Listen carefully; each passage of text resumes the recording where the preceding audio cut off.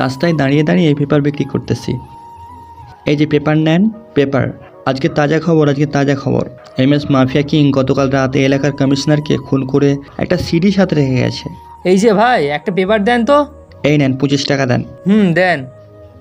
আস্তে আস্তে 25 টাকার পেপার দিয়ে এসে বিক্রি করে আবার নতুন পেপার নিয়ে বিক্রি করতে লাগলাম। দুপুর পর্যন্ত মোট 135টা পেপার বিক্রি করা হলো। দুপুরে খাওয়ার জন্য চলে আসলাম হোটেলে। চাচা, 20 টাকার ভাত, একটা মাছ ভুনা দিবেন। এই নেন আপনার ভাত আর মাছ। আমি ভাত খেয়ে চলে আসলাম পেপার বিক্রি করতে। পেপার বিক্রি করতে করতে কখন যে রাত হয়ে আসলো খেয়াল নেই। রাত 8টায় বাসায় ফিরলাম। কলিং বেল দিতে আম্মু এসে দরজা খুলে দিল। আমাকে দেখে মনে হয় ওরা খুব বিরক্ত। আমি কিছু না বলেই চলে আসলাম আমার রুমে। ফ্রেশ হয়ে আজকেরটা গুনতে লাগলাম। 6,760 টাকা আয় করেছি। আমি 760 টাকা রেখে 6,000 টাকা নিয়ে চলে গেলাম। আব্বু, এই নেন 6,000 টাকা। তোর টাকা তোর কাছেই রাখ, আর তোর এই বাড়িতে থাকতে হবে না। বাড়ি থেকে বেরিয়ে যা, তাহলেই আমাদের জন্য ভালো। তোর এই মুখ আমরা এতদিন দেখতে দেখতে অতৃষ্ট হয়ে গেছি। তুই চলে গেলে আমাদের জন্য খুব ভালো হবে। আচ্ছা আব্বু, আপনারা চিন্তা করবেন না। আমার ওপর যখন এতটাই অতিষ্ঠ, তাহলে আমি না হয় বাড়ি থেকে বেরিয়ে যাই। আমার মুখ আর দেখতে হবে না। যা বেরিয়ে, তোর মুখ আর দেখতে চাই না। এই টাকাগুলো রেখে দেন, হয়তো আমার এই টাকা একদিন কাজে লাগবে। তোর টাকার কোনো কাজ নেই। এই মাসে যা টাকা দিয়েছিস, এই নে সব টাকা। তুই নিয়ে বাড়ি থেকে চলে যা। তোর জন্য মানুষের কাছে কথা শুনতে হয়, আর কত সহ্য করব। যা বেরিয়ে যা। আমি আর কিছু না বলে চোখে জল নিয়ে বেরিয়ে গেলাম। এখন এই রাতে কোথায় যাব, যাওয়ার তো জায়গাও নাই। এইসব ভাবতে ভাবতে রাস্তাতে হেঁটে যাচ্ছি। এমন সময় কে যেন আমাকে ডাক দিল। আমি পিছনে তাকিয়ে দেখি কেউ নেই। মনের ভুল ছিল মনে হয়। আমি আবার চলতে লাগলাম সামনের দিকে। আবারও কে যেন ডাক দিল। আমি আবার পিছনে তাকিয়ে দেখি কেউ নেই। কী ব্যাপার, আমাকে ডাকতেছে আর আমি তাকে দেখতেছি না কেন? আমি আবার ভালো করে দেখতে লাগলাম। সামনে গাছের নিচে একটা পিচ্চি ছেলে বসে আছে। আগে তো মুরব্বীদের কাছে শুনেছি রাতে জিন পরি হাঁটাচলা করে। আমি ভয়ে ভয়ে ছেলেটার কাছে গেলাম। ছেলেটা বলল, ভাইয়া আমি না বাসা থেকে চলে এসেছি। এখন আর বাসার রাস্তাটা খুঁজে পাচ্ছি না। আমাকে কি একটু দিয়ে আসবেন? তোমাকে দেখে তো মনে হয় তোমার 5 বছর হবে, আর তুমি একাই রাস্তায়। আচ্ছা যাই হোক, তোমার বাড়ি কোথায়?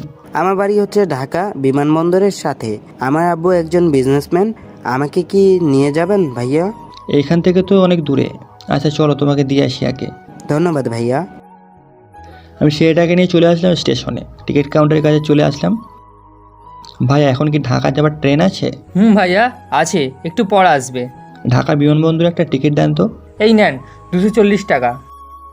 আমি টাকাগুলো দিয়ে দিলাম। পাশে থাকা একটা বেঞ্চে বসে আছি। কিছুক্ষণ পর ট্রেন আসলো। আচ্ছা, তোমার নাম কি? আমার নাম জুনায়েদ। ভাইয়া আপনার নাম কি? আমার নাম মেঘ। তোমার আব্বু আম্মুর নাম কি বা ফোন নাম্বার জানো কি? আমার আব্বুর নাম হচ্ছে সাগর চৌধুরী, আর আম্মুর নাম রিনা। আমি কারো নাম্বার জানি না, শুধু বাসার ঠিকানাটা জানি। আচ্ছা ঠিক আছে। তা তুমি এত দূর কী দিয়ে এসেছিলে? ট্রেন দিয়েই চলে এসেছি। আমার অনেক দিনের শখ ছিল যে ট্রেনে উঠব। ও আচ্ছা। আমি চলে আসলাম ঢাকায়। রাত প্রায় 3টা বেজে গেছে। এখন এখানে গাড়ি চলাচল করতেছে। আমি স্টেশন থেকে বাইরে বেরিয়ে আসলাম। জুনায়েদ, তোমার বাড়ির ঠিকানাটা বলো। 2/7 সাগর চৌধুরী ভিলা। আমি একটা রিক্সাওয়ালা মামার কাছে এসে জিজ্ঞেস করলাম, মামা যাবেন নাকি? কোথায় যাবেন মামা? মামা, 27 সাগর ভিলায় যাব। ওঠেন। কত টাকা ভাড়া মামা? মামা 60 টাকা। আমরা রিক্সা উঠে বসলাম। রিক্সা চলতে লাগলো তার আপন গতিতে। প্রায় 30 মিনিট পর চলে আসলাম সাগর চৌধুরী ভিলায়। ভাড়া দিয়ে গেট দিয়ে প্রবেশ করতে যাব, কিন্তু পারছি না। জুনায়েদ বলল, ভাইয়া 2745 এটা ডায়াল করলেই দরজা খুলে যাবে। আমি ডায়াল করতে দরজাটা খুলে গেল। আমরা দুজন দরজার সামনে চলে আসলাম। কলিং বেল দিতে একটা লোক এসে দরজা খুলে দিল। জুনায়েদকে দেখে বলল, স্যার জুনায়েদ এসেছে। জুনায়েদের আব্বু দৌড়ে এসে জুনায়েদকে জড়িয়ে ধরে বলল, বাবা, তুই কোথায় চলে গেছিলি? তোর জন্য টেনশন করতে করতে আমি শেষ। চল ভিতরে চল। আব্বু চলো। ওরা ভিতরে চলে গেল। আমিও চলে আসলাম বাইরে। আমার দায়িত্ব শেষ। আমি গেট থেকে বের হয়ে সোজা হাঁটতে লাগলাম। যেই দিক চোখ যায় ওই দিকেই যাচ্ছি। হঠাৎ মনে হলো কে যেন আমাকে ডাকতেছে। আমি পিছনে ফিরে দেখি জুনায়েদ। আমি আবার ফিরে আসলাম জুনায়েদের কাছে। কি হলো জুনায়েদ? ভাইয়া তুমি আমাকে একা রেখে কোথায় চলে যাচ্ছ? আমি আমার বাসায় চলে যাচ্ছি। তোমাকে তো তোমার আব্বুর কাছে দিয়ে দিলাম। আমি আর এখানে থেকে কি করব? না ভাইয়া, তুমি অনেক ভালো মানুষ। তুমি আমাদের বাসায় থাকবে প্লিজ। তা কি করে হয়? আমি একজন অপরিচিত মানুষ, তোমাদের বাসায় থাকি কি করে? আব্বু আব্বু ভাইয়াকে বলো না আমাদের বাসায় থাকতে, ভাইয়া অনেক ভালো মানুষ। তুমি থেকে যাও জুনায়েদ, যখন বলছে তখন তুমি থেকে যাও আজকে, কাল না হয় যাইও। আচ্ছা ঠিক আছে। আমি ওদের সাথে আমার বাড়ির ভিতরে চলে আসলাম। আমাকে একটা রুম দেখিয়ে দিল। আমি ফ্রেশ হয়ে বসে আছি, এমন সময় জুনায়েদ আসলো। বলল, ভাইয়া নিচে চলো, খাবার খাবে। আমি এখন কিছু খাবো না, তুমি খাও। না, আমাদের বাসায় এসেছো, খেতেই হবে। আমাদের বাসায় কেউ আসলে না খেয়ে থাকতে পারে না, তাকে খেতেই হয়। আচ্ছা চলো। আমি নিচে আসলাম। নিচে এসে খাবার খেয়ে জুনায়েদের সাথে বসে আছি, এমন সময় জুনায়েদের আব্বু এসে বলল, তোমার নাম কি আর তুমি কি কাজ করো? আমার নাম মেঘ, গ্রামে থাকতাম, পেপার বিক্রি করতাম। ও আচ্ছা, তুমি পড়ালেখা কতটুকু পর্যন্ত করেছো? ডিগ্রি পাস করেছি। তাহলে তো তুমি অনেক ভালো ছাত্র। তা তুমি পেপার বিক্রি করো কেন? কি করব? আর যদি একটা চাকরি করতে যায় তাহলে তাকে ঘুষ দিতে হয় 10 লক্ষ টাকা, তাই তো পেপার বিক্রি করি। তা তোমার আম্মু আব্বু কি করে? ওরা না থেকেও নেই। মানে বুঝলাম না। আসলে কি বলবো, ওরা আমাকে দেখতেই পারে না, তা আজকে বাড়ি থেকে বের করে দিয়েছে। এখন তুমি কোথায় থাকবে? এই শহরে যখন এসেছি দেখি এইখানে একটা চাকরি বের করব আর এইখানেই থাকবো। ও আচ্ছা, এখন তো সকাল হয়ে না গেছে, সারা রাত ঘুমাও নাই। যাও, তোমরা দুইজন গিয়ে ঘুমাও। না, আমি এখন চলে যাব। আব্বু ভাইয়াকে বলো যাতে না যায়। মেঘ, তুমি যাইও না। তুমি না হয় আমাদের অফিসে কাজ করবে। আমি এখানে থাকতে পারবো না, আমি একটা হোটেলে থাকবো। কেন, এইখানে কি কোনো অসুবিধা আছে নাকি? না, অসুবিধা নাই। আমি একজন অপরিচিত মানুষ, আমাকে কি আর রাখবেন আপনার বাসায়? আমার ছেলে যাকে বলে এই বাড়িতে থাকতে সেই থাকবে, কারণ আমার ছেলে জানে কে ভালো কে খারাপ। আচ্ছা ঠিক আছে, থাকবো। জুনায়েদ যাও, এখন কি তুমি ঘুমিয়ে পড়ো। আচ্ছা ঠিক আছে, আর তুমি কিন্তু ভাইয়া যাবে না। আচ্ছা আমি যাব না, তুমি ঘুমাও, আমি তোমার আব্বুর সাথে অফিসটা ঘুরে আসি। আচ্ছা। জুনায়েদ চলে গেল। আমি বসে বসে আঙ্কেলের সাথে কথা বলতেছি। আঙ্কেল, এইখানে কি পেপার বিক্রি করা যাবে না? যাবে কেন? তুমি কি পেপার বিক্রি করবে?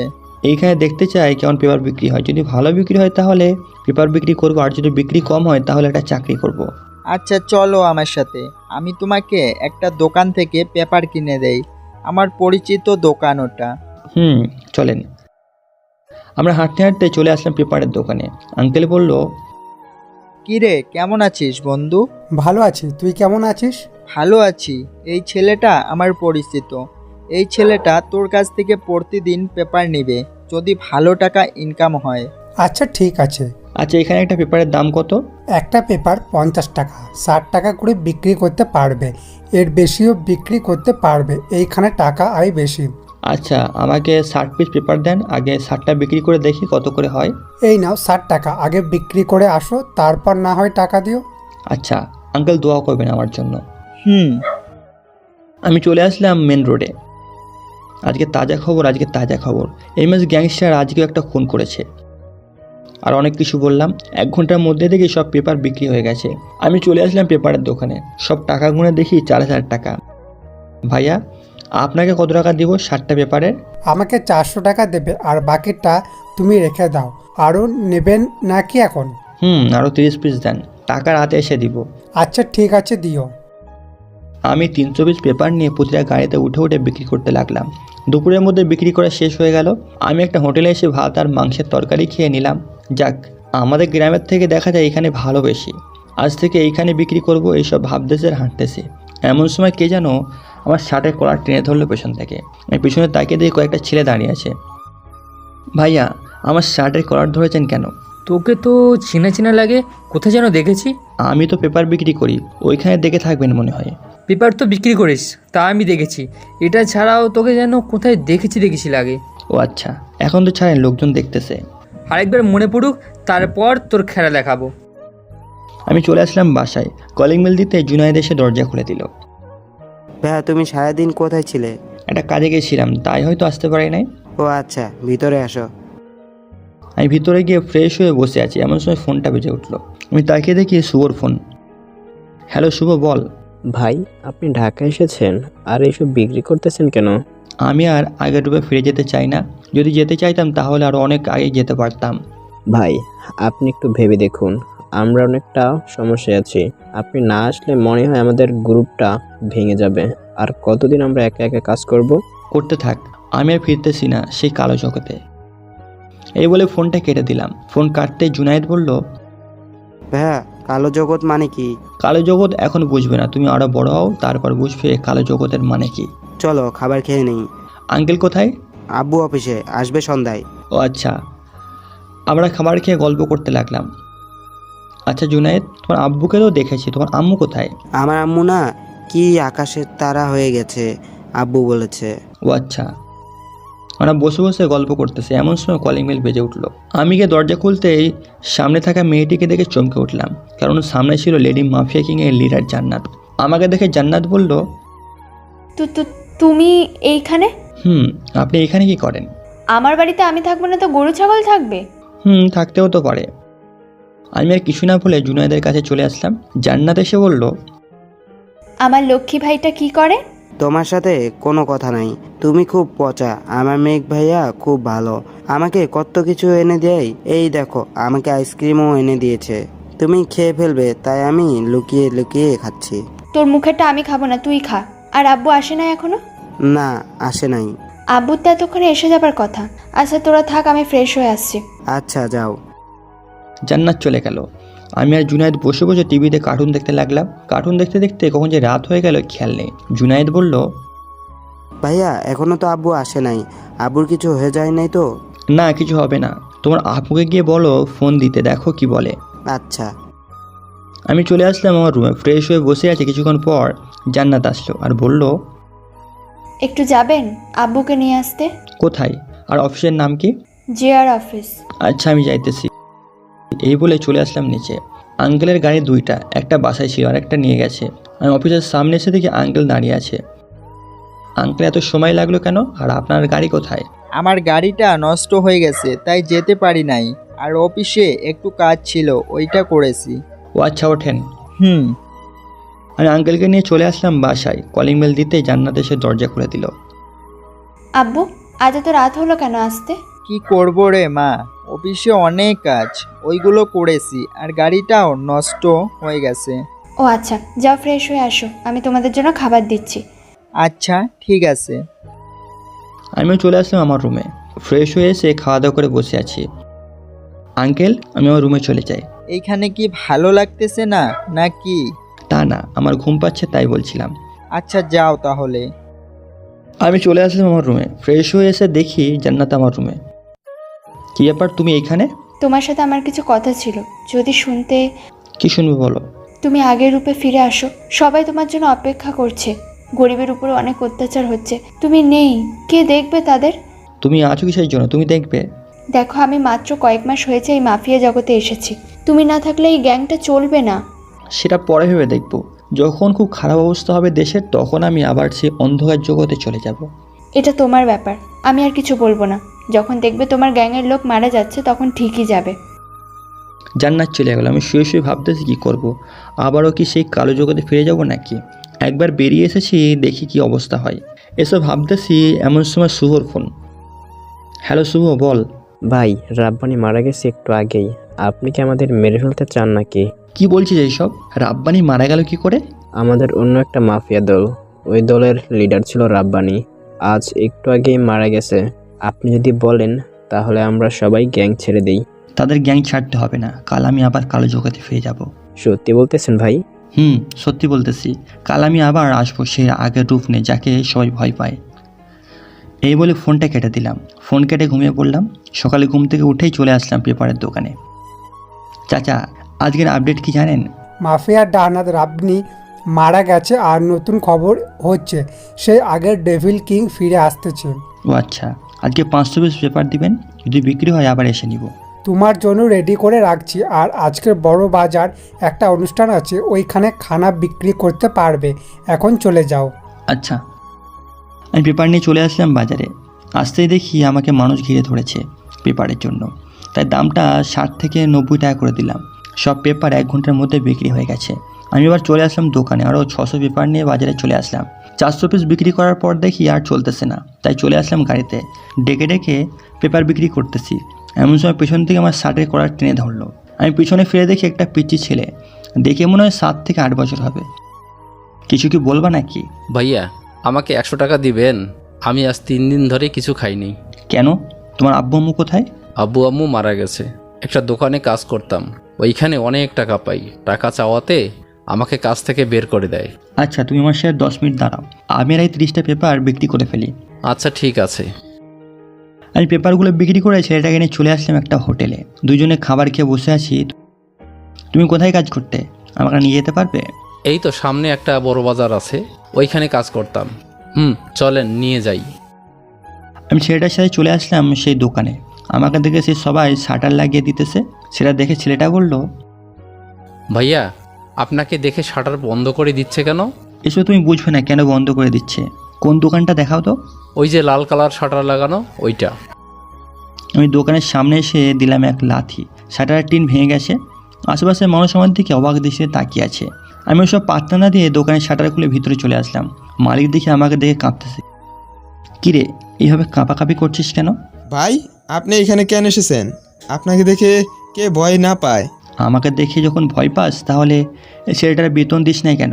এমনি দেই নাই। ছেলেটা কয় মাসের টাকা পাবে এখনই দে, তা না হলে তো বুঝতেই পারছিস তোর আর কোনোদিন দোকান চালাতে হবে না, রাস্তায় ভিক্ষা করে খেতে হবে। ভাই, এখনই দিতেছি। এই নে তোর টাকা। 4 মাসের বেতন 9,000 করে প্রতি মাসে। এখন তো আর দিয়ে দিলি ভয়ে, আর কখনো যদি এমন করিস তাহলে তোর খবর আছে। এই বলে চলে আসলাম দোকানের বাইরে। তোমার টাকা তো তুমি পেয়ে গেছো, ছোট একটা দোকান খুলে চা বিস্কুট বিক্রি করো, তাহলেই হবে। ঠিক আছে ভাই। আমি বাড়িতে না গিয়ে সোজা ডেরায় চলে আসলাম। এসে দেখি জান্নাত সবাইকে যেন কি বলতেছে। আমি যেতেই শুভ বলল, এই সবাই এদিকে আসো, ভাই আসছে আবার আমাদের মাঝে। কি ব্যাপার জান্নাত, তুমি এইখানে কি করো? এইটা তো আমাদের সবার সিক্রেট জায়গা। ভাই আমি নিয়ে এসেছি আজকে, আগে কখনোই আসে নাই, আপনি আসবেন বলে নিয়ে এসেছি। আচ্ছা, ভালো কাজ করেছিস। তা আমাদের লোক সংখ্যা কতজন আছে মোট? ভাই সবাই তো চলে গেছে, এখন যদি আপনার কথা বলি তাহলে চলে আসবে। আজকে রাতে 12টার মধ্যেই সবাইকে বলবি এখানে থাকার জন্য। একটা বড় মিশন আছে, যে কিনা আমাদের লোকদের মারে। আমি কি তাকে ছেড়ে দিব নাকি? ঠিক আছে ভাই, আমি এখনই সবাইকে বলে দিতেছি আসার জন্য।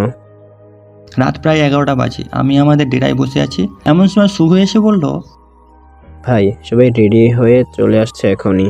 জান্নাতের আসার কথা ছিল নাকি? না তো ভাই, জান্নাত আপু আমাদের সাথে আর যাবে না, আমি মানা করে দিছি। ভালো করেছিস, চল এখন। আমরা চলে আসলাম মিশনের সেই জায়গায়। এসে দেখি ওরা আগে থেকে দাঁড়িয়ে আছে। আমাকে দেখে বলল, কিরে মীর, তুই আবার ফিরে এসেছিস?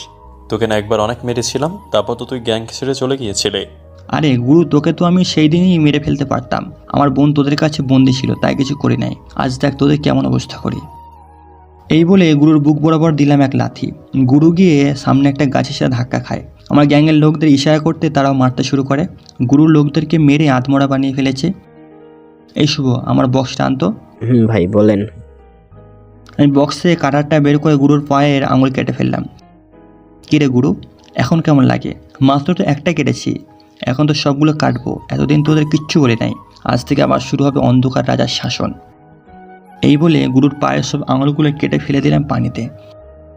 শুভ, ওর বুক চিরে হৃৎপিণ্ডটা বের করে ওকে আর লিখে আসবি, আবার অন্ধকার জগতের বাদশা ফিরে এসেছে। ঠিক আছে ভাই। আমি আমার গাড়িটা নিয়ে চলে আসলাম বাসায়। কলিং বেল দিতেই জান্নাত এসে দরজা খুলে দিল। আমি ভিতরে যেতেই আঙ্কেল বলল, কি ব্যাপার মেঘ, আজকে কোথায় ছিলে? তোমাকে বাড়িতে এসে পেলাম না। আঙ্কেল, আমি তো বাড়িতেই ছিলাম, কিছুক্ষণ আগে বের হয়েছি, একটা কাজ ছিল ওইটার জন্য। আর আপনারা এখনও ঘুমান নাই? না, তোমার জন্য জেগে আছি। এখন তো আমি চলে এসেছি, এখন ঘুমান গিয়ে। এই বলে চলে আসলাম আমার রুমে। ফ্রেশ হয়ে এসে দেখি জান্নাত বসে আছে। জান্নাত, তুমি? গুরুর কি করেছেন? যা করি সবার তাই করেছি। ও আচ্ছা, আমার একটা কাজ করে দিতে পারবে? বলো। কিভাবে যে বলি। না বলতে বলে থাক, বলা লাগবে না। বলছি আমার একটা মামাতো ভাই আছে, আমার গোসল করার ভিডিও করেছে। বাকিটার বলতে হবে না, আমি বুঝে গেছি কি করতে হবে, বলো। তোমার যা খুশি করো, কারণ ও গ্যাংয়ের সাথে আছে। ওর বাসার ঠিকানা দাও। 906 নাম্বার বাসা, এই জায়গায়। ঠিক আছে, রবিবার সকালে ওর মরা দেহ খবর দেখতে পারবে। এখন যাও। ঠিক আছে। জান্নাত যেতে দরজা লাগিয়ে ঘুমিয়ে পড়লাম। ঘুম থেকে উঠলাম সকাল 10টায়। খাওয়া দাওয়া করে চলে আসলাম পেপারের দোকানে। চাচা কেমন আছেন? ভালো আছি। আজ এত দেরি করলে কেন? আজ তো একটা বড় নিউজ আছে। এই দেখো, RS গ্যাংস্টার আবার ফিরে এসেছে। কাল রাত শুরুকে মেরে ফেলেছে। আজকে 700 পেপার নিয়ে যাও, বিক্রি করে ফেলতে পারবে, বেশিক্ষণ সময় লাগবে না। ঠিক আছে। আমি পেপারগুলো নিয়ে চলে আসলাম বিভিন্ন জায়গায়। বিকালের আগে সবগুলো পেপার বিক্রি করে ফেললাম। সন্ধ্যায় বাসায় এসে দেখি আঙ্কেল চলে এসেছে। আমি আঙ্কেলের পাশে বসতে আঙ্কেল বলল, মেঘ, আজকে খবরের কাগজে দেখেছো একটা লোকের মৃত্যু নিয়ে লিখেছে। আঙ্কেল, কিন্তু লোকটাকে? লোকটা হচ্ছে একটা মাস্তান, অনেক মেয়েকে ধর্ষণ করেছে, আবার মেরেও ফেলেছে। যাক, ভালোই হলো, মাফিয়া কিং ফিরে এসেছে। এখন সবাই শান্তিতে ঘুমাতে পারবে। আঙ্কেল, আচ্ছা আমি ফ্রেশ হয়ে আসি। ঠিক আছে, যাও। আমি চলে আসলাম আমার রুমে এসে দেখি জান্নাত ঘুমাচ্ছে। কী ব্যাপার, জান্নাত আমার রুমে ঘুমাচ্ছে কেন? আমি জান্নাতকে না ডেকেই চলে আসলাম ওয়াশরুমে। ফ্রেশ হয়ে এসে দেখি জান্নাত নেই। কী ব্যাপার, জান্নাত কোথায় গেল? আমি নিচে চলে আসলাম। নিচে এসে দেখি জান্নাত বসে আছে। আঙ্কেল, আপনার অফিসে কি হয়েছে? কিছু গুন্ডা প্রতিদিন আসে টাকার জন্য। টাকা দেই না দেখে প্রতিদিন এসে অনেক কিছু ভেঙে চলে যায়। কাল আমি যাবনি, আপনি বাসায় থাকেন। ঠিক আছে, তুমি যাইও। রাতে খাওয়া দাওয়া করে জান্নাতকে বলে চলে আসলাম বাইরে। শুভকে ফোন দিতেই ফোন রিসিভ করে বলল, ভাই বলেন। একটু আয় তো, 3 রাস্তার মোড়ে একটা কাজ আছে। লোক নিয়ে আসবো নাকি একাই আসবো? একাই আয়, লোক লাগবে না। ঠিক আছে ভাই, 5 মিনিট ওয়েট করেন, আমি আসতেছি। কিছুক্ষণ পর শুভ আসলো। শুভকে নিয়ে চলে আসলাম জান্নাতের মামাতো ভাইয়ের বাড়িতে। কলিং বেল দিতে সূর্য দরজা খুললো।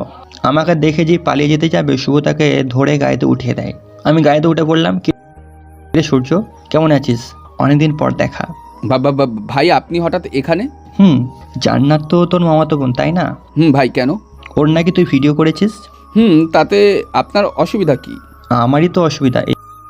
এই বলে মুখে টেপ লাগিয়ে দিলাম। বক্স থেকে কাটারটা বের করে ওর হাতের আঙুলগুলো কেটে ফেললাম। সূর্যের দিকে তাকিয়ে দিয়ে কান্না করতেছে। কী রে, এখন কেমন লাগে? সূর্য কিছু বলতে পারছে না, ওর মুখে টেপ লাগানো, তাই ওর পায়ের সবগুলো আঙুল কেটে ফেললাম।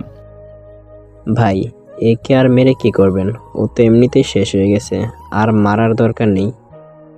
আমি সূর্যের মুখ থেকে টেপটা খুলে দিলাম। এখন বল, ভিডিওটা ডিলিট করবি নাকি তোকে মেরে ফেলবো? ভাই, ডিলিট করে দেবো, প্লিজ আমাকে মেরে ফেলবেন না। তোর ফোন দে, আমি নিজে ডিলিট করব। পকেটে আছে, দেখেন। আমি ভিডিওটা ডিলিট করে ফেললাম। শুভ ওকে হাসপাতালে নামিয়ে দিয়ে আয়। ঠিক আছে। আমি 3 রাস্তার মোড়ে নেমে গেলাম। শুভ সূর্যকে নিয়ে চলে গেছে। কলিং বেল দিতেই জান্নাত এসে দরজা খুলে দিল। সূর্যের কি করেছো? আমাকে তো চিনোই, আমি যা করি তাই করি। তাই বলে এত নৃশংসভাবে ওকে মারবে? কিরে জান্নাত, মেঘ কাকে মেরেছে? বাজারে একটা লোক একটা ছেলেকে মারছিল, আমি বাধা দিচ্ছিলাম, পরে আমাকে একটা চর মারছে, এটাই বলতেছে। ও আচ্ছা। আমি চলে আসলাম আমার রুমে। ফ্রেশ হয়ে এসে দেখি জান্নাত আর তার ভাই আঙ্কেল বসে আছে। আচ্ছা আঙ্কেল, আমি তো অনেক দিন ধরে এইখানে আছি, আন্টিকে তো একদিনও দেখলাম না। আন্টি কোথায়? তোমার আন্টি বেঁচে থেকেও নেই। মানে বুঝলাম না আপনার কথা। আমি বলছি, আমার একটা বড় অসুখ হয়েছে, গত 3 মাস ধরে হাসপাতালে আছে। জান্নাত আস্তে আস্তে সব বলতে লাগলো। বলা শেষ হতে বললাম, এই রোগের কি কোনো ওষুধ নেই? না, নেই। আমি অনেক ডাক্তার দেখাইছি, কিন্তু কেউ কিছু বলতে পারে নাই। ও আচ্ছা, আমি কি আন্টিকে একটু দেখতে পারি? কাল তোমাকে নিয়ে যাব। ঠিক আছে। রাতে খাওয়া দাওয়া করে ঘুমিয়ে পড়লাম। সকালে জান্নাতের ডাকে ঘুম ভাঙলো। উঠে ফ্রেশ হয়ে বসে আছি। জান্নাত এসে বলল, নিচে আসো, খাবার রেডি করেছি। আমি জান্নাতের সাথে নিচে চলে আসলাম। দেখি সবাই বসে আছে আমার জন্য। আমিও বসে পড়লাম টেবিলে। খাওয়া দাওয়া করে বসে বসে টিভি দেখতেছি, এমন সময় আঙ্কেল এসে বলল, মেঘ চলো, একটু অফিসে যাব, এরপর হাসপাতালে যাব। ঠিক আছে চলেন। আমি আঙ্কেলকে নিয়ে অফিসে চলে আসলাম। এসে দেখি কয়েকটা লোক বাহিরের জিনিস ভাঙতেছে। আমি কাছে যেতেই ছেলেগুলো পিছনে ফিরে আমাকে দেখে বলল, ভাই, আপনি এখানে? কিরে, তোরা আমার দল ছেড়ে এখন এইসব করতেছিস? সরি ভাই, আর করব না, মাফ করে দেন। এই তোরা চল তাড়াতাড়ি, না হলে একটা হিংস্র জন্তুর কাছে আমাদের মরতে হবে। এই বলে ওরা দৌড়ে পালিয়ে গেল। আমি আঙ্কেলের কাছে এসে বললাম, আঙ্কেল আর কোনো ভয় নেই, ওরা আর আসবে না। এখন কি ভিতরে যাবেন নাকি হাসপাতালে যাবেন? হাসপাতালে যাব, আমি এসেছিলাম এদের জন্য। ও আচ্ছা। আমি আর আঙ্কেল চলে আসলাম হাসপাতালে। 302 নম্বর কেবিনে দেখে একজন মহিলা শুয়ে আছে। আঙ্কেল আমাকে নিয়ে তার কাছে গেল। আঙ্কেল, উনি কি আপনার স্ত্রী? এটাই আমার স্ত্রী। কোনো কথা বলতে পারবে না, এইভাবেই শুয়ে থাকবে। আঙ্কেল আপনি এখানে থাকেন, আমি বাইরে থেকে আসতেছি। ঠিক আছে, যাও। আমি চলে আসলাম বাইরে, ফোনটা বের করে শুভকে ফোন দিলাম। হ্যালো শুভ, ভাই বলেন। দুবাইয়ের বড় হাসপাতালে বড় ডাক্তারের সাথে কথা বল, আমি তোকে একটা মহিলার সব কাগজপত্রে ছবি পাঠাচ্ছি, তুই ওনাকে দিয়ে বল, দেখ কি বলে। ঠিক আছে ভাই, আপনি ছবিগুলো পাঠান, আমি কথা বলতেছি। আমি ফাইল থেকে সবগুলো কাগজপত্রে ছবি তুলে শুভকে পাঠিয়ে দিলাম। প্রায় 1 ঘন্টা পর শুভ ফোন করলো। হ্যালো শুভ, বল। ভাই ওকে দুবাই নিয়ে যাবেন না নাকি এখানেই চিকিৎসা করাবেন? দুবাই নিয়ে যাব। ডাক্তার বলেছে দুবাই উনি প্রতি শুক্রবারে আসে, সিঙ্গাপুর ওনার হাসপাতাল আছে, ওইখানে নিয়ে যেতে বলেছে। ও আচ্ছা, তা তুই একটা পার্সোনাল বিমান রেডি কর, আজকে রাতে উঠলে সকালে যায় চলে যেতে পারে সিঙ্গাপুরে। ঠিক আছে ভাই। আমি চলে আসলাম আঙ্কেলের কাছে। আঙ্কেল, আন্টিকে নিয়ে আমি সিঙ্গাপুর নিয়ে যাব, ওইখানে চিকিৎসা করাবো, আপনি যদি অনুমতি দেন। কিন্তু তুমি একা কি ওইখানে থাকতে পারবে? জান্নাতকেও নিয়ে যাও সাথে, আর যেই দিন চলে আসবে ওই দিন আমি যাব। ঠিক আছে আঙ্কেল, আপনি এখন বাসে চলে যান, গিয়ে জান্নাতকে বলেন রেডি হয়ে থাকতে, সন্ধ্যায় চলে যাব সিঙ্গাপুরে। ঠিক আছে। আঙ্কেল চলে গেল। আমি ডাক্তারের সাথে কথা বলে আন্টির সব কিছু নিয়ে যাওয়ার ব্যবস্থা করলাম। সন্ধ্যায় জান্নাত আসলো, আমি জান্নাতকে নিয়ে চলে আসলাম বিমানবন্দরে। সব কিছু সার্চ করার জন্য আমাদের বিমানে ওঠালো। আমরা বিমানে উঠে বসে পড়লাম। এমন সময় কে যেন পিছন থেকে ডাক দিল। আমি পিছনে তাকিয়ে দেখি শুভ দাঁড়িয়ে আছে। কি রে, তুই এইখানে? ভাই আপনি চলে গেছেন নাকি আসছেন, তাই দেখতে আসলাম। এই তো এখনই চলে যাবো, আর তুই খেয়াল রাখিস এই দিকটার, যদি কোনো ঝামেলা হয় ফোন দিবি আমাকে। ঠিক আছে ভাই। 7টায় বিমান আকাশে উড়াল দিল। বসে আছি, এমন সময় জান্নাত এসে বলল, আচ্ছা আমরা কোথায় যাচ্ছি একটু কি জানতে পারি? আমি সিঙ্গাপুর যাচ্ছি। কেন, তুমি জানো না? না তো, আর আম্মুকে সাথে নিয়ে যাচ্ছি কেন? আন্টি চিকিৎসা করাবো ওইখানে, তাই নিয়ে যাচ্ছি। ও আচ্ছা। আমরা বিভিন্ন বিষয় নিয়ে কথা বলতেছি, এমন সময় বিমান থেকে আমাদের কিছু খাবার দিয়ে গেল। আমরা খাবার খেয়ে যে যার মতো বসে আছি। জান্নাত বলল, আচ্ছা তুমি এই মাফিয়া জগতে ঢুকলে কি করে? আমি মাফিয়া জগতে ঢুকেছি একটা বড় ভাইয়ের হয়ে। তিনি ছিলেন এই আন্ডারওয়ার্ল্ডের মাফিয়া কিং। উনি হার্ট অ্যাটাক করে মৃত্যুবরণ করেন। তখন থেকে আমি আন্ডারওয়ার্ল্ডের মাফিয়া কিং হয়ে যাই। আস্তে আস্তে দেশ শাসন করতে থাকি। একদিন আমি একটা কাজের দেশের বাইরে গিয়েছিলাম, তখন ইমনের লোকেরা আমার বোনকে ধরে নিয়ে গেছে। আমি জানতে পেরে আমার বোনকে ছাড়িয়ে আনার শেষ সময়ে পেছন থেকে কে যেন আমার মাথায় খুঁজরে বাড়ি দেয়। আমি অজ্ঞান হয়ে যাই। আমার জ্ঞান ফিরতে দেখি আমি হাসপাতালের বেডে। শুভ আর আমার লোকেরা ছিল ওইখানে। আমি আস্তে আস্তে সব বললাম। জান্নাত শুনে বলল, ও ভালো, তা তোমার পরিবার কোথায় এখন? তোমাকে কেন মেনে নেয়নি? না, এখন আর ওরা আমাকে দেখতে পারে না, তাই আমি আর তাদের কাছে যাই না। গিয়েও কী হবে, সবারই অবহেলার পাত্র। কথা বলতে বলতে কখন যে বিমান সিঙ্গাপুরে বিমানবন্দরে ল্যান্ড করলো, আমরা নামতে দেখি সিঙ্গাপুরে মাফিয়া কিং আমাদের জন্য অপেক্ষা করতেছে। আমি যেতেই বলল, ভাই কেমন আছেন? আলহামদুলিল্লাহ ভালো আছি। সাব্বির, তুমি কেমন আছো? আমিও ভালো আছি, চলেন ভাই। আগে হাসপাতালে যেতে হবে, ওনাকে ভর্তি করে আসতে হবে, এরপর যাব তোমার বাসায়। ঠিক আছে ভাই, আপনি এইখানে দাঁড়ান, আমি গাড়িটা নিয়ে আসতেছি। ঠিক আছে যাও। আমি দাঁড়িয়ে আছি। কিছুক্ষণ পর সাব্বির গাড়ি নিয়ে আসলো। আমি গাড়িতে উঠে চলে আসলাম সিঙ্গাপুরের বড় হাসপাতালে। আন্টিকে অ্যাডমিট করিয়ে ডাক্তারের সাথে কথা বলে জান্নাতকে নিয়ে চলে আসলাম সাব্বিরের বাসায়। কলিং বেল দিতে কে যেন দরজা খুললো। সাথী, তোমাকে বলছিলাম না যে বাংলাদেশ থেকে মাফিয়া আসতেছে? তিনি ওই হচ্ছে মাফিয়া কিং আরএস, আর এটা ওনার স্ত্রী। আমি সাব্বিরের কথা শুনে তো অবাক, কারণ জান্নাতকে আমার বউ বানিয়ে দিয়েছে। এই সাব্বির, এসব কি বলছিস? উনি আমার বউ না, আমি ওনাদের বাসায় থেকে চাকরি করি, মালিকের মেয়ে। আর যাকে হাসপাতালে ভর্তি করেছিস তার মেয়ে হচ্ছে উনি। ভাইয়া ভেতরে আসেন, বাহির থেকেই কি কথা বলবেন নাকি? আমরা ভিতরে চলে গেলাম। ফ্রেশ হয়ে সবাই খাওয়া দাওয়া করে বসে আছি। সাব্বির বলল, ভাই চলেন, হসপিটালে যাব এখন। চল। আমরা গাড়িতে এসে বসতে কিছুক্ষণ পর সাথী ভাবি আসলো। দেখে মনে হচ্ছে ডক্টর। ভাবি, আপনি কি ডক্টর? আমি একজন MBBS ডক্টর। তাহলে তো ভালোই হলো। আমরা কথা বলতে বলতে চলে আসলাম হাসপাতালে। সাথী ভাবি দেখতে লাগলো আন্টিকে। ভাবি, কি বুঝলেন দেখে? আমি বড় ডক্টরদের সাথে কথা বলে দেখছি, আজকে রাতের মধ্যেই অপারেশন করে ফেলবো, খুব তাড়াতাড়ি সুস্থ হয়ে যাবেন তিনি। আমরাও এটাই চাই। আমি চলে আসলাম বাহিরে। সাব্বির, আহমেদকে চিনিস, যে নকল টাকার ব্যবসা করে? ভাই কেন? তার সাথে দেখা করে দিতে পারবি? চলেন আজকে মনে হয় 3 রাস্তার মোড়ে ওই থাকবে। জান্নাত তুমি এইখানে থাকো, আমি আসতেছি কিছুক্ষণ পরে। ঠিক আছে, যাও। আমি চলে আসলাম সাব্বিরের সাথে 3 রাস্তার মোড়ে। দূর থেকে দেখা যাচ্ছে একটা লোক সবাইকে নকল টাকা দিচ্ছে।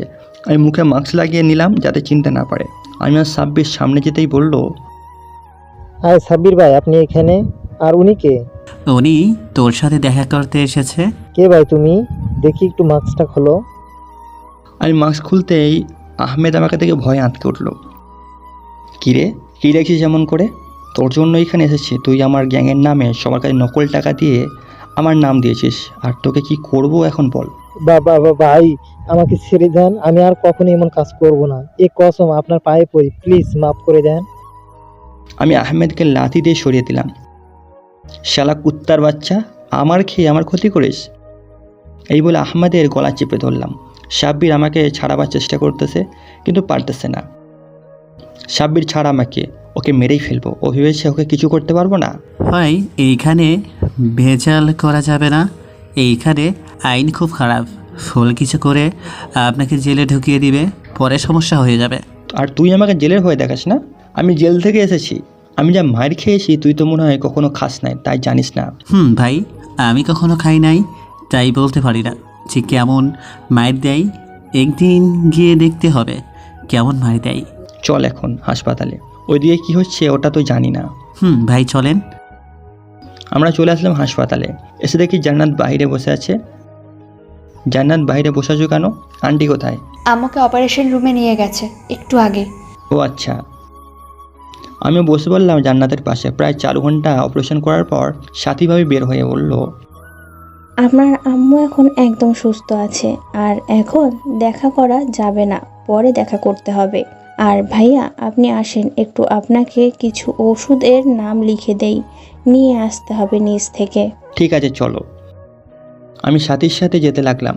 সাথীর কেবিনে এসে বসে আছি, এমন সময় পকেটে ফোনটা বেজে উঠলো। তাকে দেখে শুভ ফোন দিয়েছে।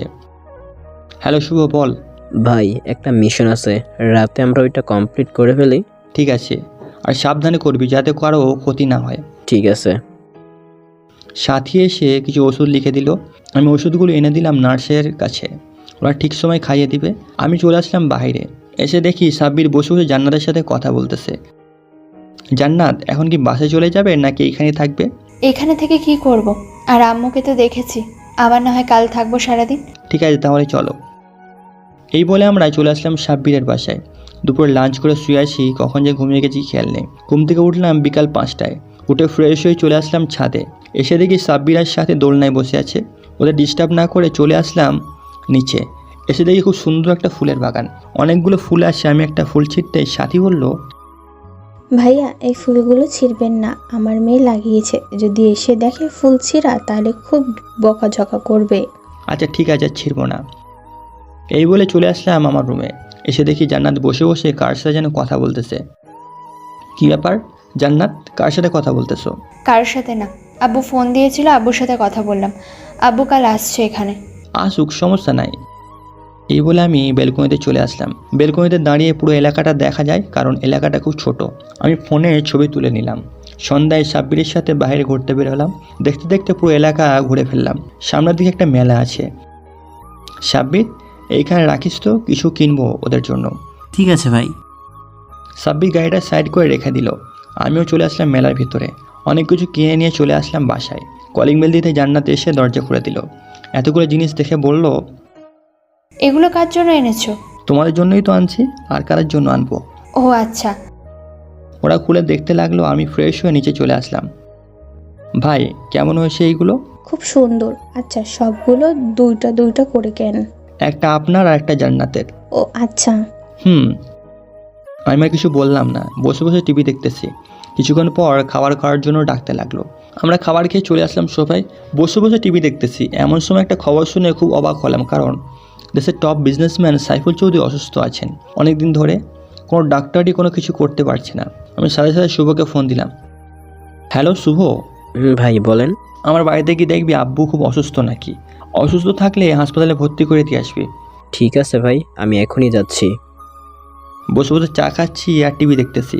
এমন সময় সাব্বির বলল, ভাই আজকে রাতে একটা মিশন আছে, আপনি বাসায় থাকেন, আমি আসবো, অনেক রাত হবে।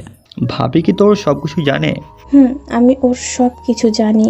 তাহলে তো ভালোই হলো। আচ্ছা যাস। কিন্তু ভাবতেছি যে আজকের মিশনটা খুব কঠিন হয়ে যাবে আমার জন্য। কেন কঠিন হবে কেন? আমার ডান হাত সৃজন খুব অসুস্থ, তাই ভাবতেছি কি করব। আচ্ছা তুই কোনো চিন্তা করিস না, আমি তো তোর সাথেই আছি। আর জান্নাতও একজন লেডি মাফিয়া কিং, জান্নাতকে বললে জান্নাতও যাবে। ওহ আচ্ছা, 11টার দিকে বের হতে হবে। আচ্ছা, আর আমার জন্য একটা স্নাইপারও 0.2 ক্যালিবারের একটা পিস্তল রাখবি। এই দুইটা হলে আমার আর কিচ্ছু লাগবে না। 02 এই পিস্তল, এই গুলি তো কম আর তাড়াতাড়ি শেষ হয়ে যায়। তুই কোনো চিন্তা করিস না, আমার এটাই লাগবে। আচ্ছা, আমি ব্যবস্থা করে রাখতেছি। আমি আমার রুমে চলে আসলাম, এসে দেখি জান্নাত কান্না করতেছে। জান্নাত কি হয়েছে তোমার? কান্না করতেছো কেন? আমি বলেছিলাম না আমার মামাতো ভাই খুব খারাপ। এই দেখুন, ফেসবুকে আপলোড করে দিয়েছে ওর ভিডিওটা। ওয়েট, তুমি বসো, আর চিন্তা করো না, আমি ওর ব্যবস্থা করতেছি। ওই দিন তো ছেড়ে দিয়েছি, আজ আর ছাড়বো না।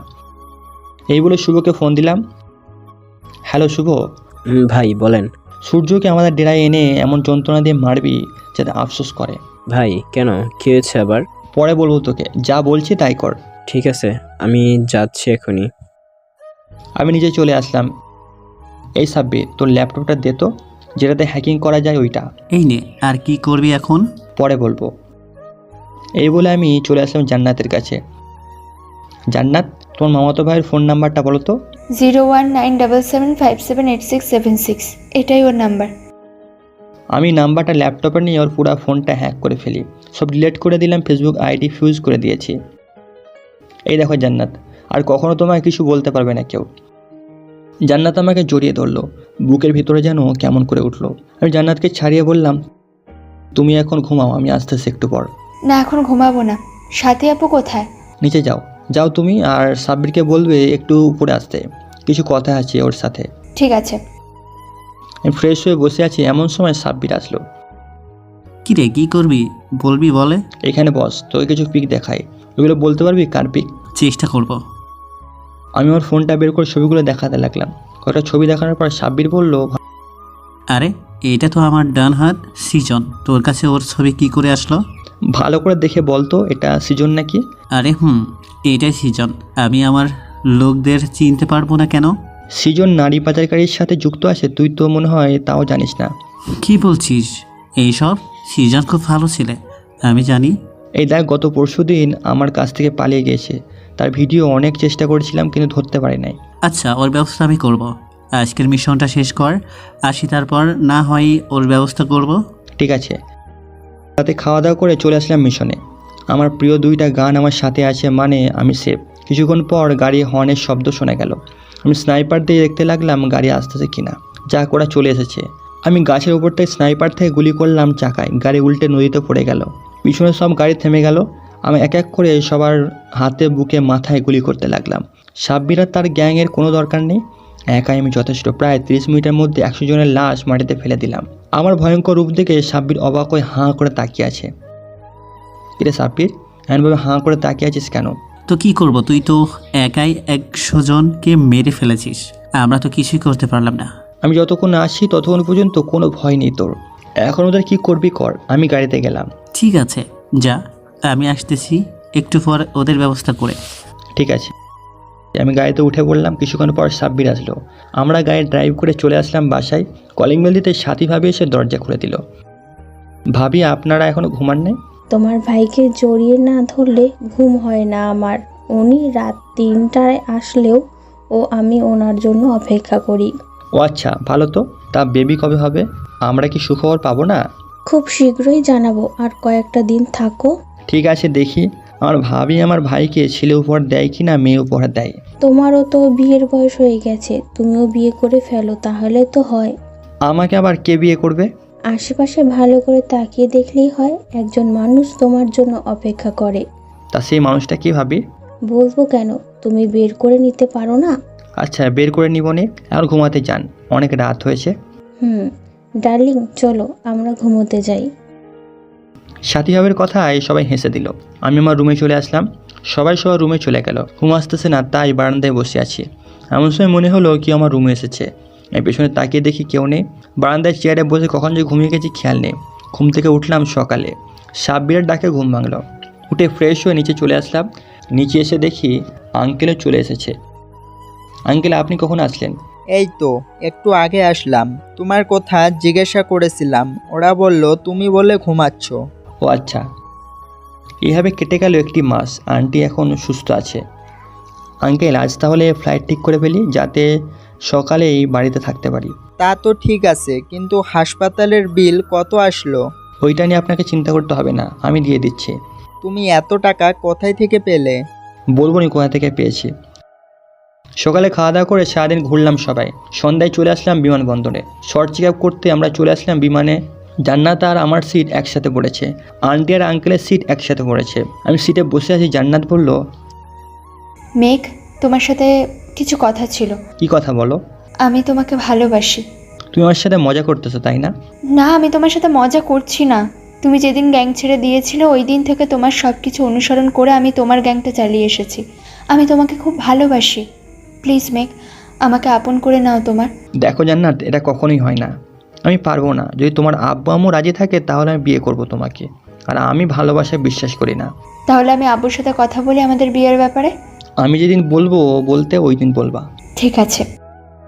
আমরা গল্প করতে করতে চলে আসলাম ঢাকার বিমানবন্দরে। আমরা নামতেই গাড়ি আসলো। আমরা গাড়ি করে বাসে চলে আসলাম। ফ্রেশ হয়ে বাইরে থেকে খাবার খেয়ে চলে আসলাম পেপার বিক্রি করতে। পেপার বিক্রি করে বিকালে বাসে চলে আসলাম। কলিং বেল দিতে আন্টি এসে দরজা খুলে দিল আর বলল, মেঘ, কোথায় গিয়েছিলে? কাজে গিয়েছিলাম। কি কাজ করো তুমি? এই তো পেপার বিক্রি করে রাস্তায় রাস্তায়। ও আচ্ছা, ফ্রেশ হয়ে আসো, খাবার দিতেছি তোমাকে। ঠিক আছে। আমি আমার রুমে চলে আসলাম। এসে দেখি জান্নাত ঘুমাচ্ছে। আমি জান্নাতকে না ডেকে ফ্রেশ হয়ে নিচে চলে আসলাম। খাওয়া দাওয়া করে রুমে এসে দেখি এখনও ঘুমাচ্ছে। জান্নাতের বুকের ওপর থেকে ওড়নাটা সরে গেছে। আমি ওড়নাটা ভালো করে দিয়ে সোফায় শুয়ে পড়লাম। কখন যে ঘুমিয়ে গেছি খেয়াল নেই। ঘুম থেকে উঠলাম আমি সন্ধ্যায় জান্নাতের ডাকে। মেঘ, ওঠো, আব্বু ডাকছে। উঠতেছে, তুমি যাও। ঠিক আছে। আর আব্বু বলেছে তাড়াতাড়ি নিচে যেতে। আমি ফ্রেশ হয়ে নিচে চলে আসলাম। নিচে এসে দেখি আন্টি, আঙ্কেল আর জান্নাত সোফায় বসে আছে। আঙ্কেল, আমাকে ডেকেছেন? মেঘ, তোমাকে ডেকেছি, তোমাকে কিছু কথা বলবো, সত্যি সত্যি উত্তর দিবে। ঠিক আছে আঙ্কেল, আপনি বলেন, আমি সত্যি সত্যি উত্তর দেওয়ার চেষ্টা করব। তুমি কি আরএস মাফিয়া কিং লিডার, তাই না? আসলে আঙ্কেল, আমি জানি তুমি মাফিয়া কিং। আমার মেয়ে কোন দিক দিয়ে কি কম আছে নাকি? না মানে আঙ্কেল, আমি আপনার বাড়িতে থাকি। আমি আপনার অনুমতি ছাড়া জান্নাতের সাথে কোনো সম্পর্কে যেতে চাই না। আমি জান্নাত আর তোমার বিয়ে ঠিক করেছি। আমি এখন বিয়ে করতে চাই না। আমি আর কয়েক বছর পর বিয়ে করব। এখন করলে অসুবিধা কি? কোনো সমস্যা নেই। আপনারা যখন জেনেই গেছেন তাহলে আপনাদেরকে বলে দিই, সামনের মাসে একটা বড় মিশন আছে। ওইখানে যদি আমার মৃত্যু হয় তাহলে আমি আর কখনো জান্নাতকে আপন করে পাবো না।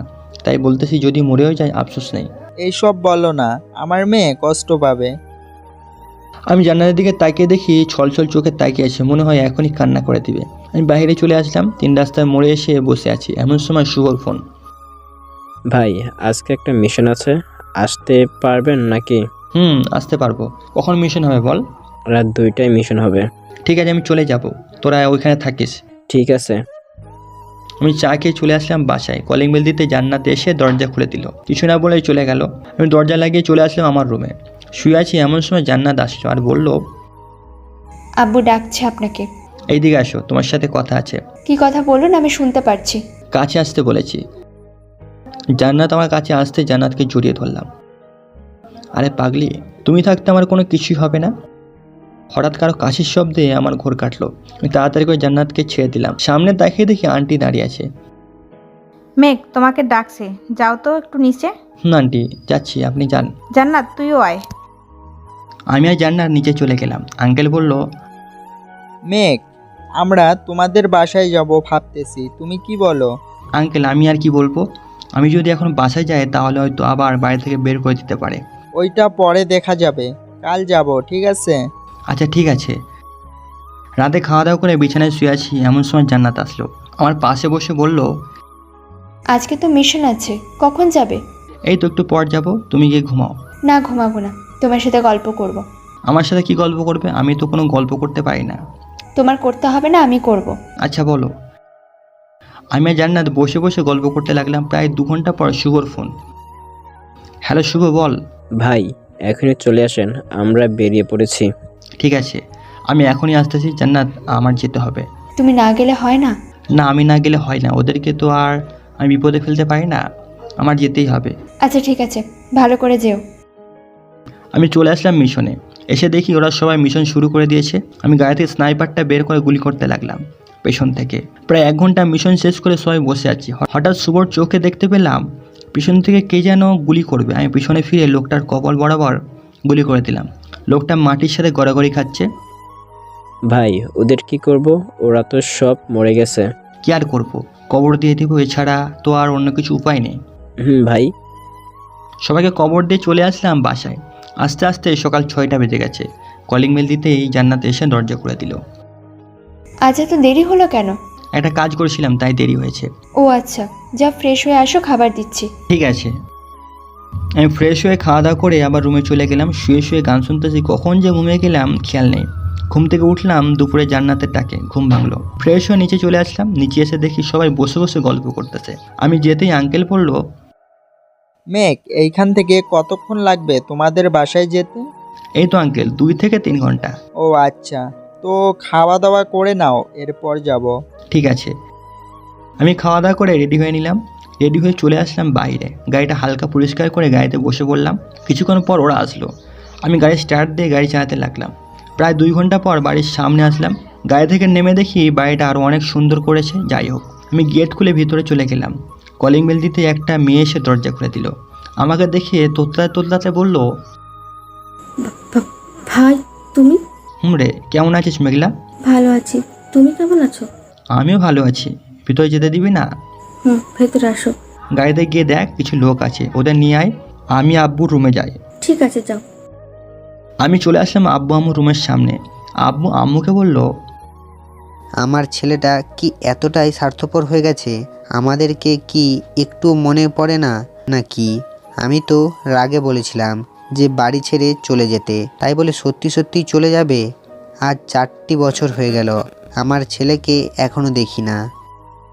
পিছন থেকে আব্বুকে জড়িয়ে ধরলাম। আব্বু আমাকে দেখে কান্না করে দিল। আব্বু, কেমন আছো? ভালো আছি, তুই কেমন আছিস? আর এত শুকিয়ে গেছিস কেন? আমিও ভালো আছি। কই শুকাইছি, আগের মতোই তো আছি। এতদিন পর আমাদের কথা মনে পড়লো তোর? তোমাদের কথা প্রতিদিনই মনে পড়ে, কিন্তু আসতে পারি না। যদি আবারও তাড়িয়ে দাও। আগে তো তুই খারাপ নেশা করতি, তাই তো তোকে বের করে দিয়েছিলাম। আব্বু নিচে চলো, কিছু মানুষ এসেছে। আম্মু চলো। চল। আমি আব্বু আম্মুকে নিয়ে নিচে চলে আসলাম। আব্বু আঙ্কেলকে দেখে বলল, রাফিক বন্ধু, তুই এতদিন পর আমার বাড়িতে? আরে বন্ধু, এটা তোর বাড়ি? আমি তো আগে জানতাম না।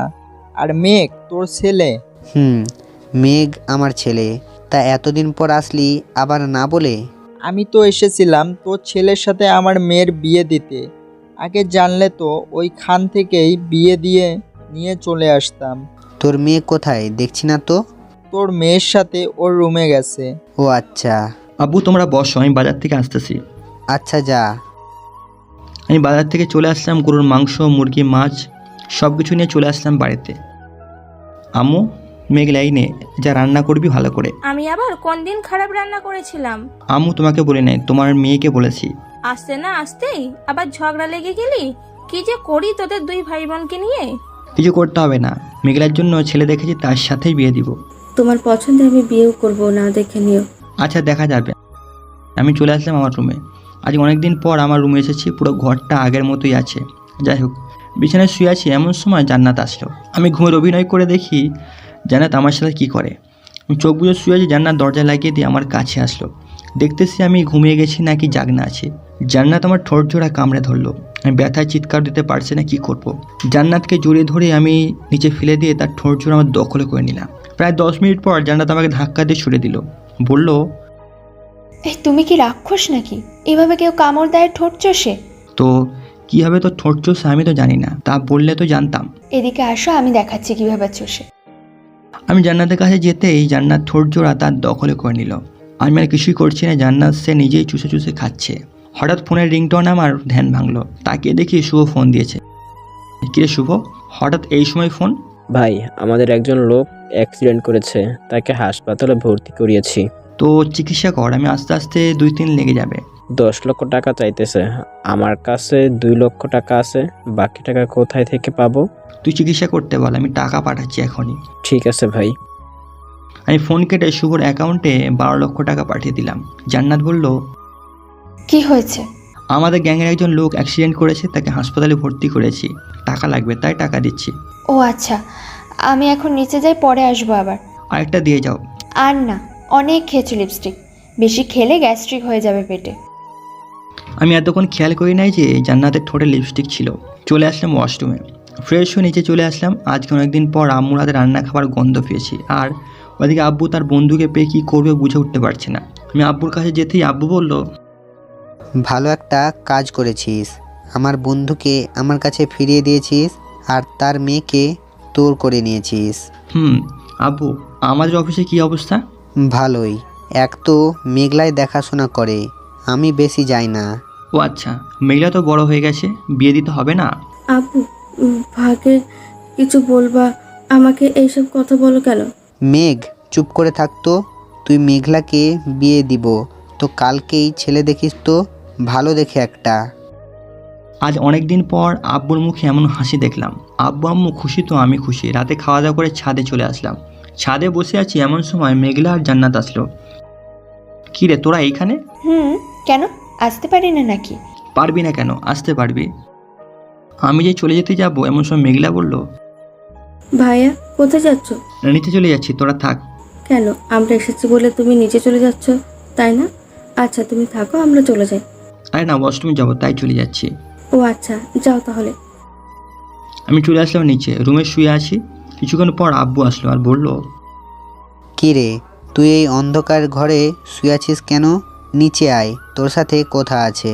তুমি যাও আব্বু, আমি আসতেছি। আচ্ছা। আব্বু চলে গেল, আমিও চলে আসলাম নিচে। এসে দেখি আব্বু আম্মু আন্টি আঙ্কেল বসে বসে কথা বলতেছে। আব্বু কিছু বলবা নাকি? কাল একটু অফিসে যেতে পারবি? আমি তো যাই না। মেঘলা কি থেকে কি করে বসে কে জানে, তুই গিয়ে একটু দেখে আসলে ভালো হতো। আচ্ছা ঠিক আছে, যাবো নে। আমি চলে আসলাম আমার রুমে, শুয়ে শুয়ে গান শুনতেছি। কখন যে ঘুমিয়ে গেছি খেয়াল নেই। ঘুম ভাঙলো সকাল 11টায়। কী ব্যাপার, আমার শরীরে এত ভারী ভারী লাগতেছে কেন? উঠতেই পারছি না। বুকের উপর তাকিয়ে দেখি জান্নাত ঘুমিয়ে আছে আমার বুকের উপরে। এই জান্নাত ওঠো। আর একটু ঘুমাতে দাও, খুব ভালো লাগছে। 10টা বেজে গেছে, আর ঘুমাতে হবে না, চলো নিচে যাই। জান্নাত আমার উপর থেকে উঠে চলে গেল ওয়াশরুমে। আমি উঠে চলে আসলাম মেঘলার ঘরে। ভাইয়া কিছু বলবা নাকি? তোর ওয়াশরুমটা একটু ইউজ করতে পারি? যাও। আমি ফ্রেশ হয়ে চলে আসলাম নিচে। জান্নাত এখনও আসে। সোফায় বসে খবর শুনতেছি, এমন সময় শুভর ফোন। ভাই, কাল আজকে রাতে 2টা মিশন আছে, আসতে পারবেন? কখন হবে আর কোথায় হবে? আগের জায়গায় হবে। আচ্ছা ঠিক আছে, আমি ওইখানে পৌঁছে যাব, তুই কোনো চিন্তা করিস না। আর লোকটার কি অবস্থা এখন? ভালোই। এখন আমি আর কিছুক্ষণ কথা বলে চলে আসলাম খাবার টেবিলে। খাবার খেয়ে বসে আছি, এমন সময় মেঘলা আসলো আর বলল, ভাইয়া আমাকে একটা জিনিস এনে দিবা? কি জিনিস বল? এই যে এই শাড়ি 2টা অর্ডার করেছি, বিকালে নিয়ে আসবা, তুমি গিয়ে একটু নিয়ে আসতে। আচ্ছা যাবো নে। বিকালে চলে আসলাম বাসায় শাড়ি 2টা নিতে। শাড়ি নিয়ে চলে আসলাম বাসায়। মেঘলা এই নে শাড়ি। ধন্যবাদ ভাইয়া। আমি আম্মুকে বলে চলে আসলাম ঢাকায়। আস্তে আস্তে রাত প্রায় 11টা বেজে গেছে। এমন সময় শুভর ফোন। হ্যালো শুভ। ভাই, আপনাকে আসতে হবে না, আমরা মিশন কমপ্লিট করে ফেলেছি। কি বলিস এইসব? এত বড় লোকের সাথে তোরা পারলেই করে? ভাই, চাইলেই সব সম্ভব, আর আমাদের সাথে আগের সব লোক ছিল তাই পেরেছি। আচ্ছা তাহলে ডেরাই চলে আয়, কাল না হয় আবার গ্রামের দিকে যাবো নে। আচ্ছা ঠিক আছে। আমি চলে আসলাম ডেরায়। এসে দেখি সবাই বসে বসে গল্প করতেছে। কি রে, শুভরা কখন মিশনে গেছে? ভাই, এরা তো 2 ঘন্টা আগে গেছে। আপনি আসার আগে আমরা বলেছিলাম যে আমাদের নিয়ে যেতে। শুভ ভাই আর পুরনো কিছু লোক নিয়ে গেছে। ভালো করছে। আমিও তাদের সাথে গল্প করতে লাগলাম। গল্প করতে করতে কখন যে সকাল হয়ে আসলো খেয়াল নেই।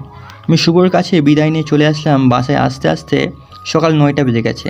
কলিং বেল দিতেই আম্মু এসে দরজা খুলে দিল। চলে এসেছিস? আমি আমার রুমে এসে ফ্রেশ হয়ে রুমে বসে আছি। কিছুক্ষণ পর জান্নাত আর মেঘলা আমার জন্য খাবার নিয়ে আসলো। খাবার খেয়ে বসে আছি। মেঘলা বলল, ভাই, ভাবি কিন্তু অনেক সুন্দর। তা ভাবির সাথে কখন দেখা হয়েছে তোমার? মানে প্রথম দেখা কখন হয়েছে? মনে নাই কখন হয়েছে। ও আচ্ছা। তা তোর কোনো বয়ফ্রেন্ড আছে নাকি? যদি থাকে তাহলে বল, আমি তার সাথে কথা বলবো নি। হুম, ভাইয়া আছে, কিন্তু কয়েকদিন হলো দেশের বাইরে গেছে বিজনেসের কাজে। ও আচ্ছা, এই জন্যই তো বলি বোন কি আমার অন্য ছেলের সাথে বিয়ের কথা বললে রেগে যায় কেন? তাহলে বুঝতে পারছো? এখন বুঝতে পারছি। ভাবি, তোমাকে যেন কোথায় দেখেছি লাগে, কোথায় যেন দেখেছি মনে নাই। কোথায় দেখবে? আর আমাকে তো টিভিতে দেখেছো।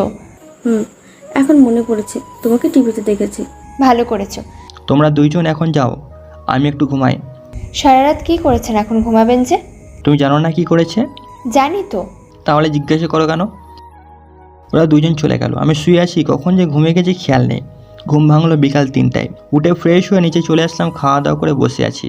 এমন সময় আব্বু এসে বলল, কি রে, কাল রাতে ঢাকা গিয়েছিলি কেন?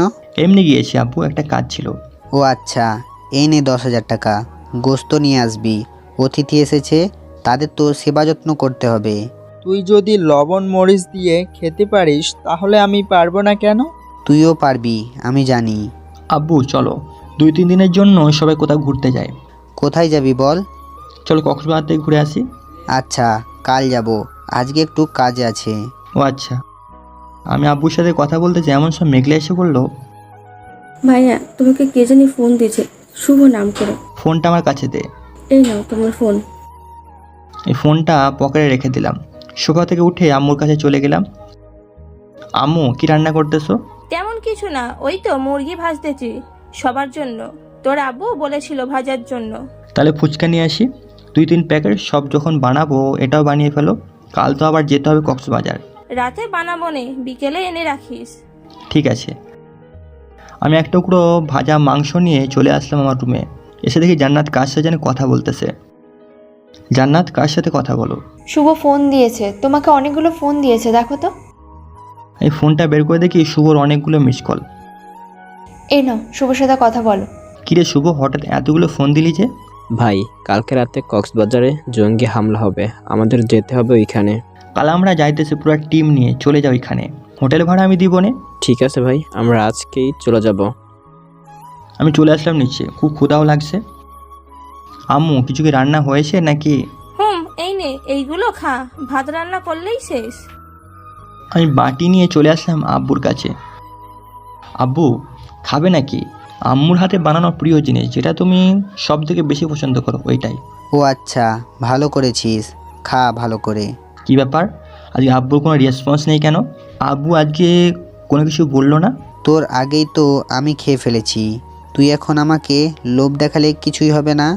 তাহলে তো ভালোই করেছো, আমার আগে সব খেয়ে ফেলেছো।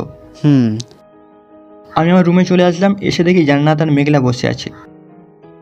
জান্নাত, জুনায়েদ কোথায়? জুনায়েদ তো ছাদে, কেন? ওকে কি প্রয়োজন? তেমন কিছু না, আমি চলে আসলাম ছাদে। এসে দেখি জুনায়েদ পাশের পাশে একটা মেয়ের সাথে কথা বলতেছে। কি সালা বাবু, মেয়েটাকে কি পছন্দ হয়েছে নাকি? দুলাভাইয়ের সাথে আমার একটু সেটিং করিয়ে দিবেন। আমি চিনি না তাকে, কীভাবে সেটিং করিয়ে দিব? ও আচ্ছা, তো তুমি কেন এসেছো? তোমাকে দেখে মেয়েটা চলে গেছে। আচ্ছা তুই থাক, আমি চলে যাই। যাও যাও, আর কাউকে দিব না উপরে আসলে।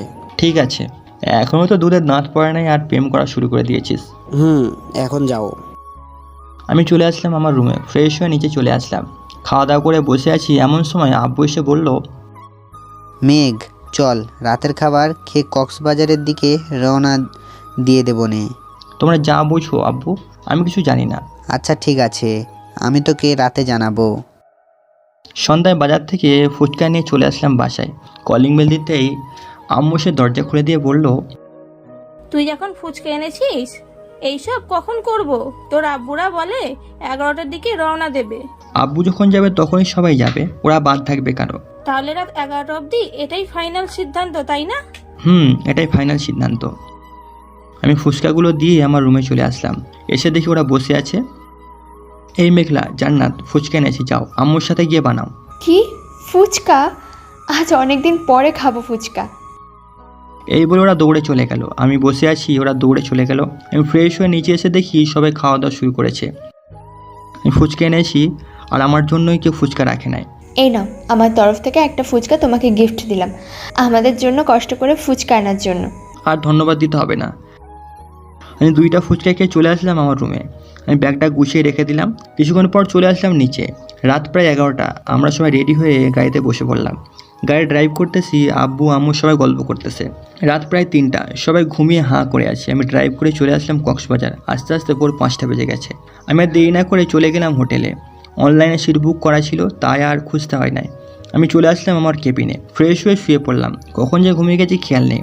ঘুম থেকে উঠলাম বিকালে কারোর দরজা ধাক্কানোর শব্দে। দরজা খুলতে জান্নাত এসে বলল, তুমি ঘরে কি করো? বাইরে চলো, সবাই ঘুরছে। তুমি একটু বসো, আমি ফ্রেশ হয়ে আসতেছি। আচ্ছা, তাড়াতাড়ি আসবে। আমি ফ্রেশ হয়ে জান্নাতকে নিয়ে চলে আসলাম বাইরে। ঘোরাঘুরি করতেছি, এমন সময় শুভর ফোন। ভাই আপনি কোথায় আছেন? আমি আছি তুষা হোটেলের সামনে, তুই কোথায়? এই তো কাছাকাছি। আমি চলে আসলাম হোটেলের ভিতরে। কিছুক্ষণ পর শুভ আর তার লোক আসলো। আমাকে দেখে বলল, ভাই কেমন উপভোগ করতেছেন এই শীতল হাওয়া? ভালোই। দেখতে দেখতে রাত হয়ে আসলো। আমি খাওয়া দাওয়া করে শুভর সাথে চলে আসলাম মিশনে। মিশন শেষ করে হোটেলে চলে আসলাম। দেখতে দেখতে কেটে গেল 4টি দিন। আজকে বাড়িতে চলে যাব। আব্বু বলল, তোর বিয়ে দেব আজকেই। আব্বু এসব কী বলতেছো? আমি এখন বিয়ে করতে চাই না। বিয়ে যখন ঠিক করেছি তখন করতেই হবে। রাতে বাসায় চলে আসলাম। বাসায় আসতে শুভর ফোন। দেখতে দেখতে আমাদের বিয়েটা হয়ে গেল। জান্নাত বসে আছে খাটের উপর। আমি দরজা লাগিয়ে খাটের কাছে যেতে জান্নাত আমার পায়ে ধরে সালাম দিয়ে বলল, এতক্ষণ লাগে আসতে? তোমার জন্য আমি অপেক্ষা করছিলাম। ও আচ্ছা।